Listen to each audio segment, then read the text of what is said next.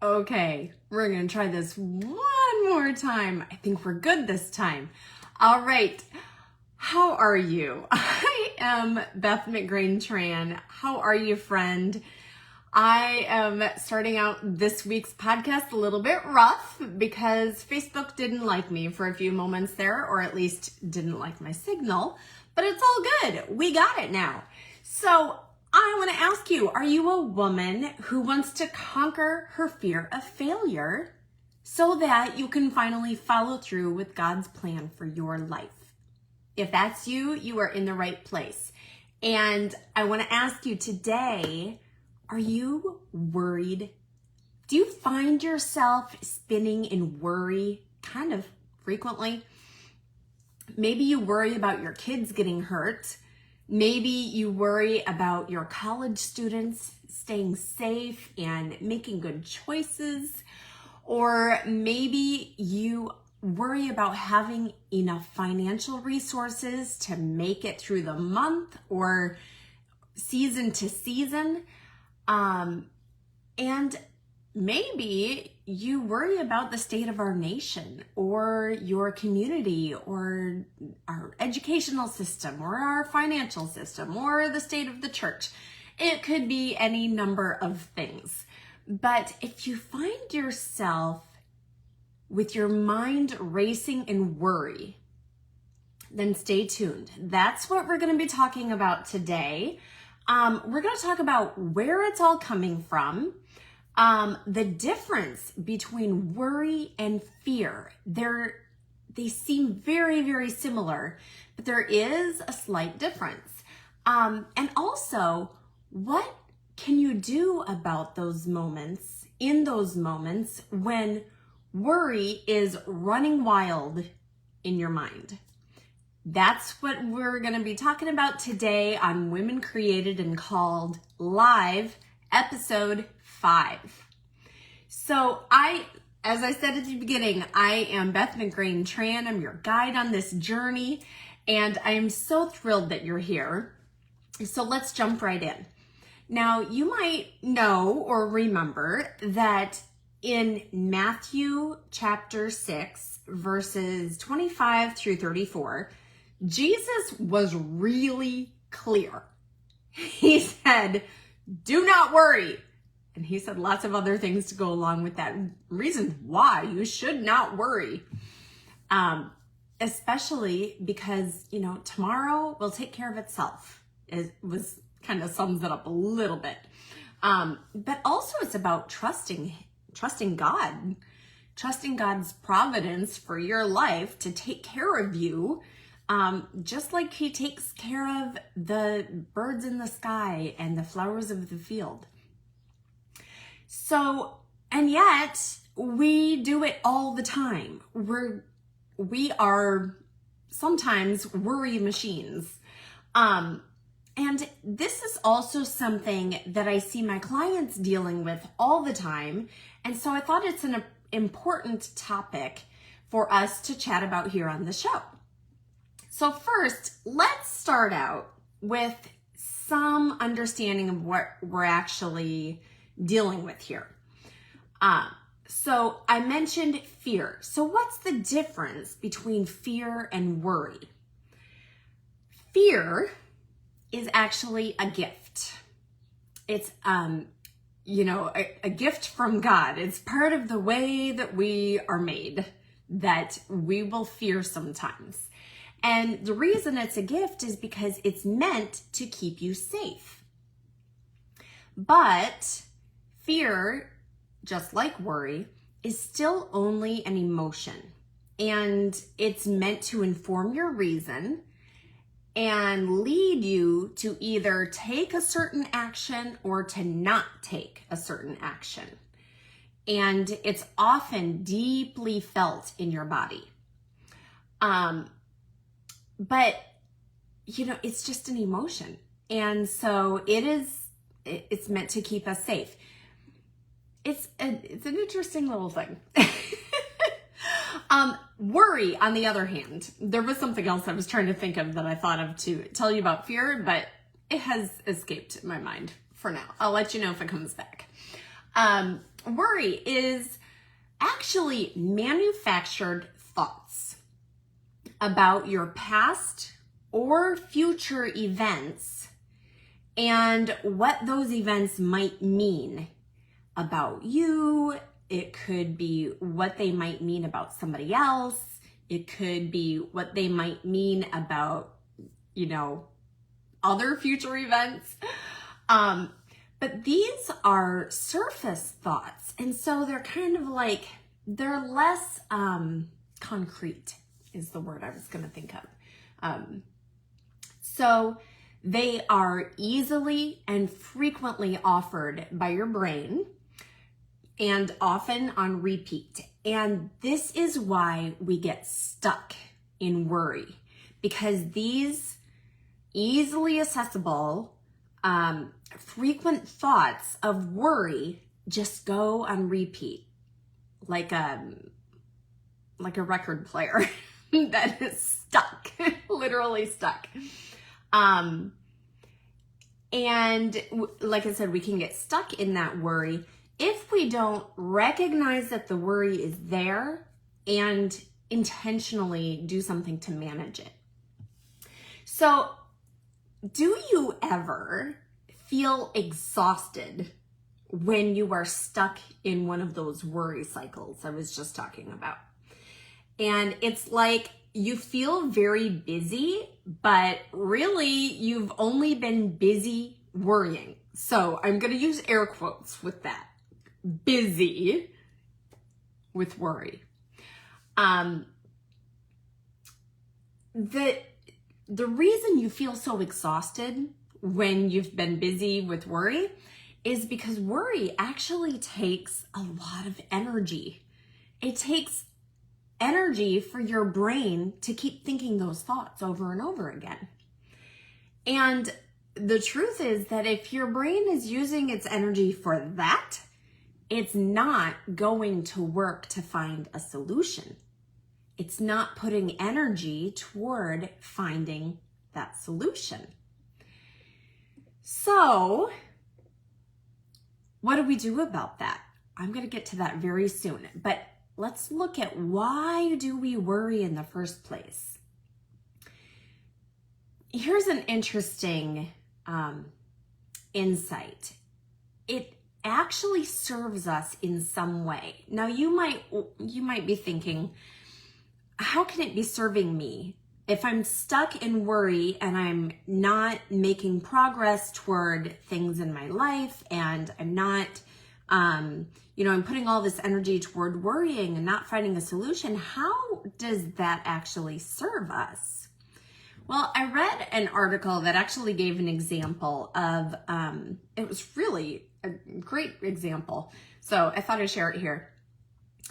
Of a woman who is at work and she constantly stays later than all of her coworkers, and she's always like the last one to go home.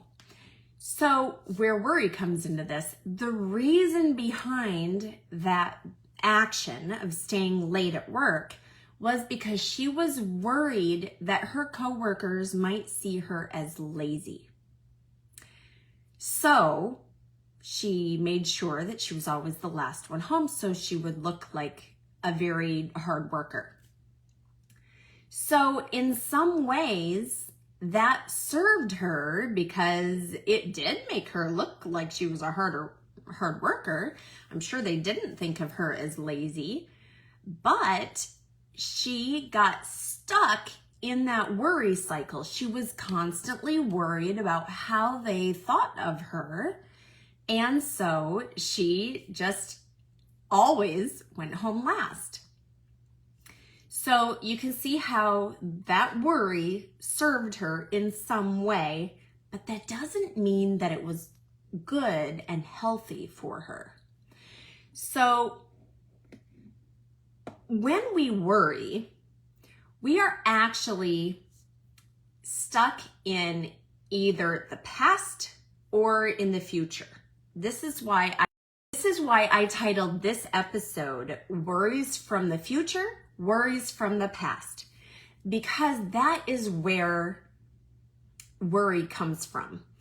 It's when we are thinking about the past or we're thinking about the future. So what's actually happening is that we are not in the present. We are thinking about, oh, this happened in the past, and I wonder if I should have done that differently. I wonder what that person thinks of what happened. I wonder if, I worry that I did something wrong. I worry that that's going to have a bad effect. I've ruined the rest of my life. I've ruined my kids' lives because I did something in the past. Oh gosh, take a breath. Or it can be, like I said, in the future, thinking this is the time of year. We're coming up on, it's almost May. This is the time of year when we're looking at our high school seniors or college seniors, and we're thinking about their future, and we might be very worried about what might be coming up for them. I don't have a senior this year. I had one last year, and I will have a high school senior for the next 3 years. But this year, I am not in the midst of that experience right now, but I do remember what it felt like last year. So if there's all kinds of worries. What college will they go to? Will that be a good place for them? Will they make friends? Will these friends be good for them? Will they be a good influence? Will they help them make good choices? Or are these friends going to ruin their lives? All kinds of drama can come from those kinds of worries. So again, when I'm thinking like that, when I'm thinking about all of these things that could happen in the future, maybe this will happen, maybe this will happen. And when I'm thinking about all of those things, I am not in the present.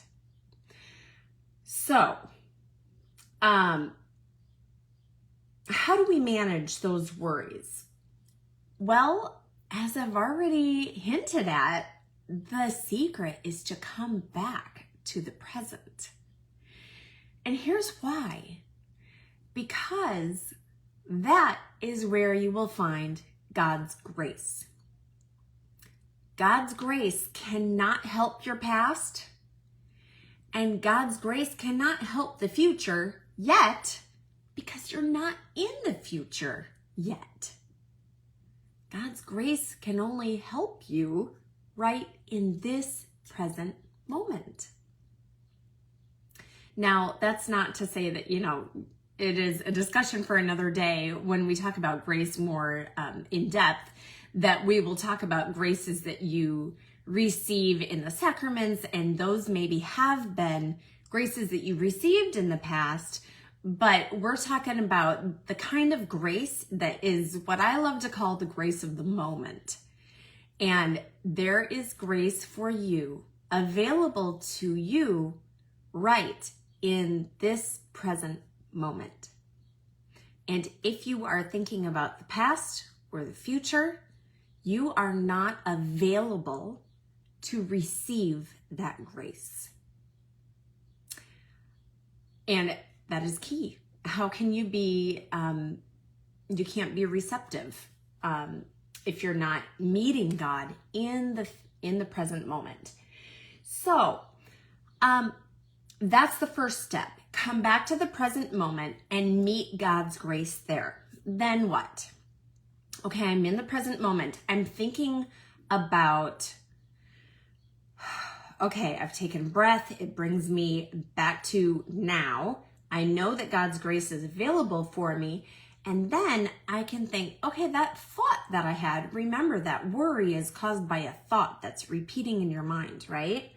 So that thought that I had, let's apply it to truth. And I don't mean my truth, your truth, the subjective kind of truth. I'm talking about capital T, God's truth.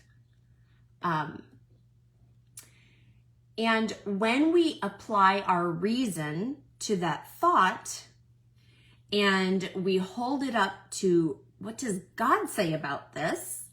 What does God say about,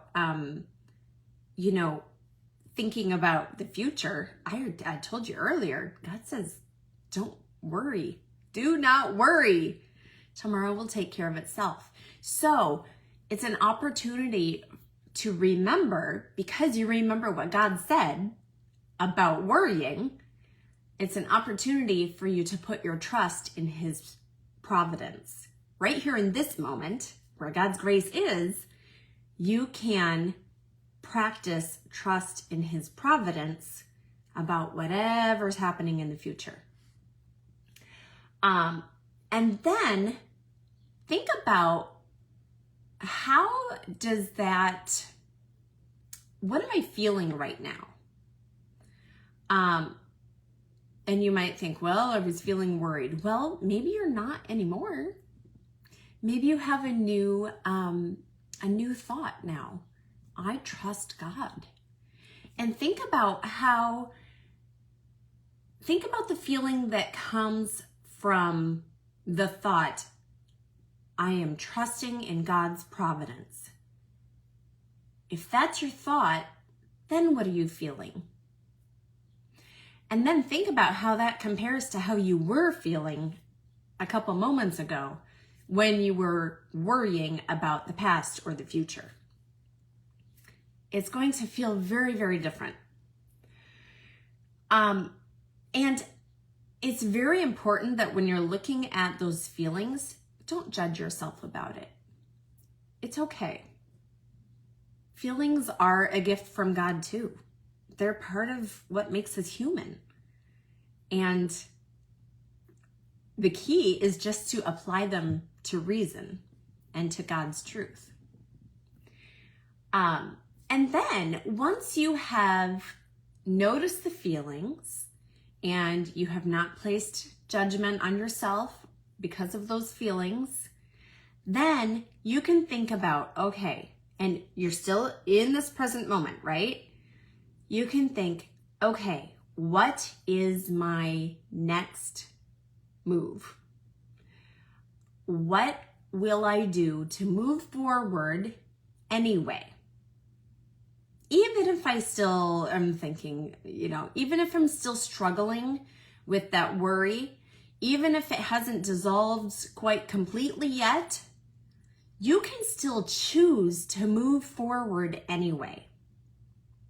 What are you taking from that moment into the next moment, into the next day, into the next week? Thinking that new thought, I trust in God's providence.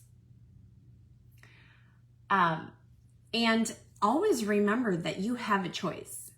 You get to choose whether you're going to hang on to those thoughts that are causing you to spin and worry, or you're going to choose a different thought and you're going to practice it because it helps you come out of the spin and move forward. So, take inventory. Today, I want to challenge you a little bit to take inventory about where your thoughts are. What are you worried about? Is there something that you have been worrying about? What are the worries that you frequently see come up in your daily life? And then think about, how is hanging on to those thoughts of worry, how is that impacting your life? What do you see happening in your family and in your other relationships when you are hanging on to those thoughts that are causing you to worry? So I would love it if you would share what is coming up for you. Leave a comment and let me know. I would really appreciate it. That would be wonderful. And not only would I appreciate it, but other people who see this video might see a worry that you are struggling with, and they will think, I'm not the only one. I'm not alone. And how important is that we know that we are not alone? Also, if you would like support to help you not worry so much in the first place, I can help you with that. Reach out to me and let me know that you would like to set up a free consultation call. It's completely free. And we will schedule a time in the next few days, in the next couple of weeks, whatever is convenient for you, and we will schedule a time to chat. So there will be a link that you can click on with this video, and you can reach out to me or just leave a comment and say, hey, I want to chat, and I'll reach out to you. Thank you so much for joining me today. I am sorry about the technical issues at the beginning, but hopefully we will get that ironed out, and please God, we'll have no more problems after this, right? That's our prayer. So until next time, I pray that you have just a wonderful day, a wonderful week, and I pray that God may bless you and all those that you love. Bye.